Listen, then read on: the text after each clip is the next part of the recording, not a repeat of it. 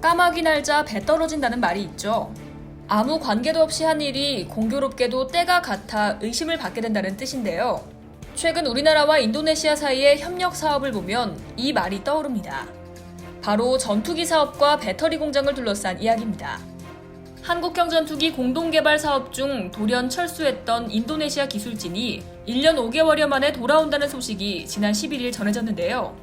우리 방위사업청에 따르면 인도네시아 기술진은 이달 중 경남 사천의 KF-21 IF-X 개발 현장에 복귀할 예정입니다.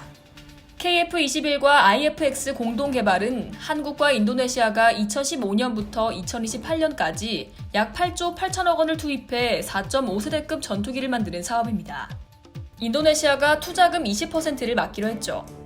KF-21은 우리 기술로 만드는 첫 전투기로 수출도 크게 기대하고 있습니다. 그래서 인도네시아와의 공동사업이 중요한데요. 인도네시아가 전투기를 우선 도입해야 경쟁력을 입증하며 수출 전선을 밝힐 수 있습니다.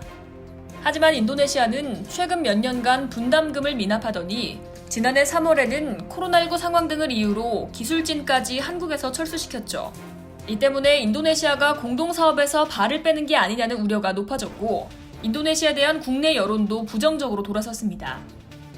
그런데 지난 4월 KF-21 시제기 출고식을 계기로 인도네시아의 분위기가 조금씩 바뀌기 시작하더니 이번엔 기술진을 다시 한국으로 보내기로 하며 공동사업 정상화의 첫 발을 뗀 겁니다. 여기서 흥미로운 점은 시기가 참 묘하다는 겁니다. 바로 10여일 전인 지난달 29일 우리나라와 인도네시아의 중요한 협력 사업이 발표됐는데요. 현대자동차와 LG에너지솔루션이 인도네시아에 대규모 배터리셀 합작 공장을 짓기로 3자 간 투자 협약을 맺은 겁니다. 인도네시아는 배터리 필수 광물인 니켈을 무기로 아시아의 전기차 허브를 꿈꾸고 있습니다. 하지만 배터리나 전기차를 만들 만한 기술력은 부족한데요. 이 때문에 한국 배터리 공장을 유치하려고 오랫동안 공을 들여왔죠. 이전에 여의도튜브가 전해드린 것처럼 지난해 12월 방한한 인도네시아 장관단이 일방적으로 일정을 취소하고 일부 장관은 중도에 귀국해버리는 등 관례에 어긋난 행동을 한 적이 있었는데요.